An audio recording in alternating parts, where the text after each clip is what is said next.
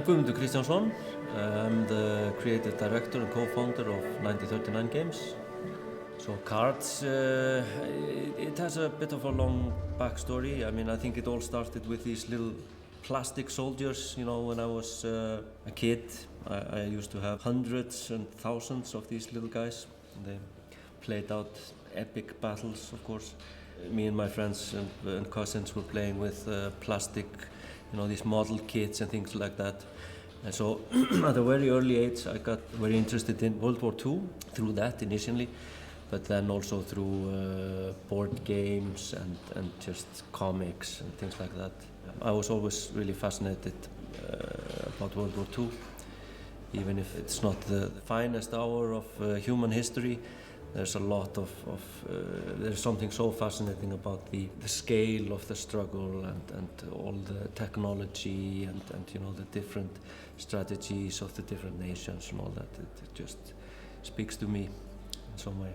So I started playing card games when I was pretty old. I was probably around 21 or something like that. When a friend of mine showed me Magic the Gathering for the first time.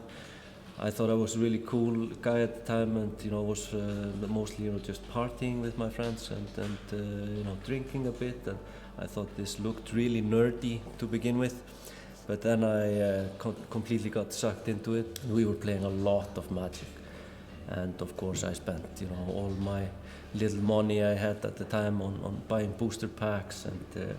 But I really loved Magic from the get-go. How really simple the kind of core mechanics of Magic are, how easy it is to learn.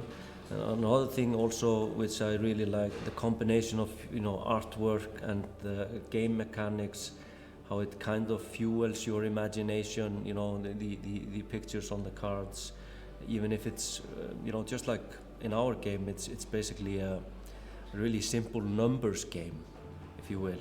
But with the context and the artwork and all that stuff and the visual effects, then it inspires your imagination. It becomes something much more, much like when I was playing with these little plastic soldiers when I was a kid. They were, of course, not plastic anymore when you have set up a giant battle and you are playing around with them. It's all about the imagination.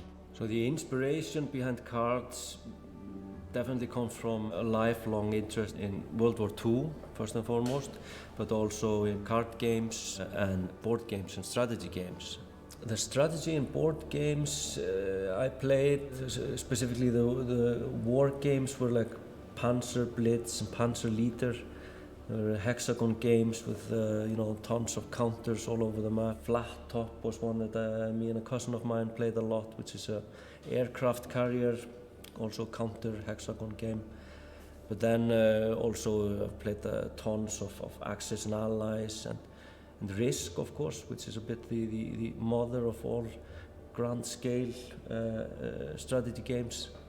So Axis and Allies is a fantastic strategy game, really grand scale strategy game, pretty simple and easy to get into. So I played probably thousands of hours with my friends of Axis and Allies. So basically you're playing the 5 major powers of World War II. The war starts at a certain period in the war, the beginning of the war, and then you can try to alter history by moving your military units around the board, the world map.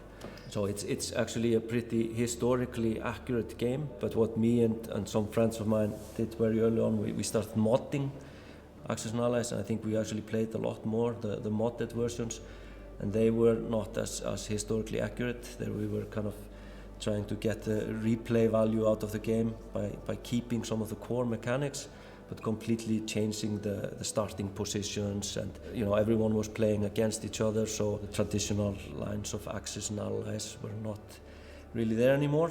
And then there was a lot of strategy and alliances were made and backstabbing and things like that. Yeah, maybe modding this game was probably one of the first kind of attempts to dabble a little bit with game design.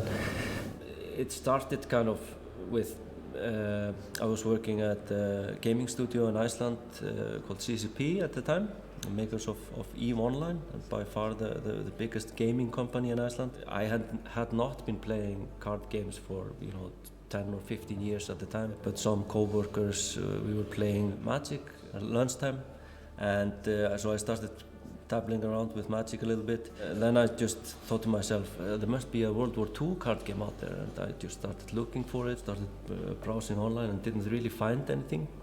It didn't seem like anyone had made a serious attempt of making a World War II collectible card game, which I think was strange, because I think immediately, when I think of it, it's a match made in heaven.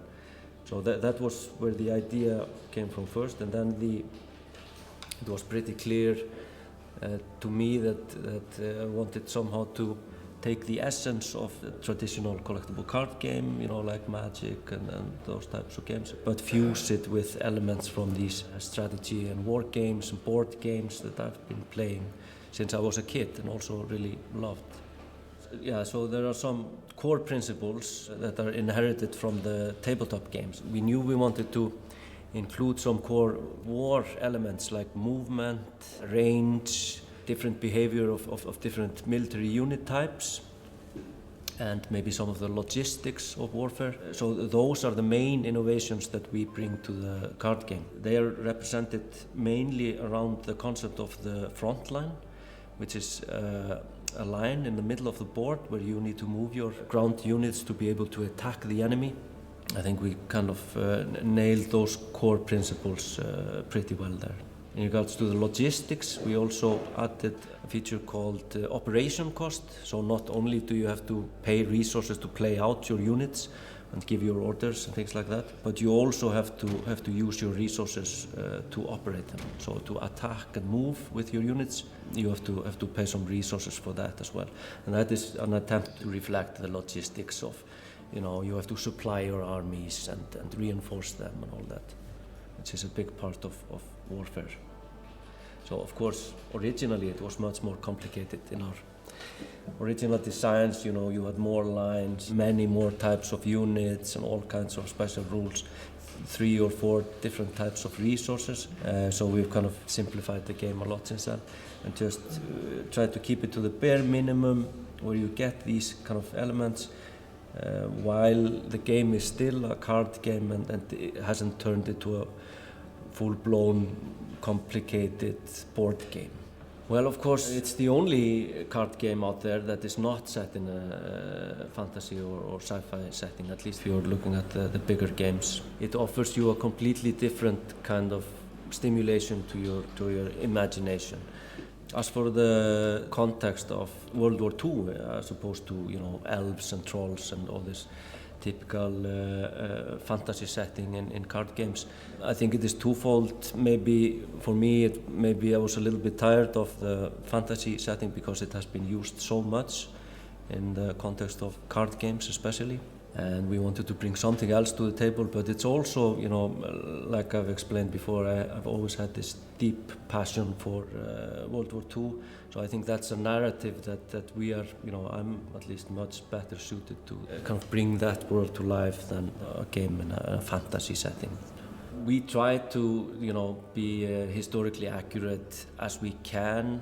We've always said that, the fun of playing the game comes before anything else, and if we have to, bend historical accuracy a little bit for that, then we definitely always do that. As mentioned before, I was obsessed when I was a kid with these tiny little plastic soldiers and the plastic models from Matchbox and Airfix. So it was really interesting for us when we started thinking about the artwork for cards. We actually just started to contact some of these artists who did the box art of the model kits and things like that back in the 80s. So some of these artists are, really old today, but it was really a bit of a dream come true when some of them that are absolute legends in that field agreed to take part in this project with us. When designing cards, we knew from the start that we wanted to capture the feeling of sitting at an actual table playing cards. You should feel like you're playing cards against your opponent. So there's just something cozy, so to speak. Sitting at the table, playing cards against someone, it's just a nice feeling. I think people kind of identify with that. And since it is a card game, I think the most natural way of designing it is to try to make it feel like you're actually playing cards. Why would you have a card game that then feels like, a computer game? We have been focusing quite a lot on having the cards move a little bit like they would in an actual, if you're playing cards, and behaving in the hand, as they would. People should get this kind of nice feeling that they're actually sitting at the table playing a card game with someone else, because that's just, people like that. And for example, for me, it's like if you compare it to sitting at the table and playing chess with a friend, or playing chess online, it's a completely different feeling. And we wanted to try to be more on this kind of intimate playing cards, trying to capture that somehow.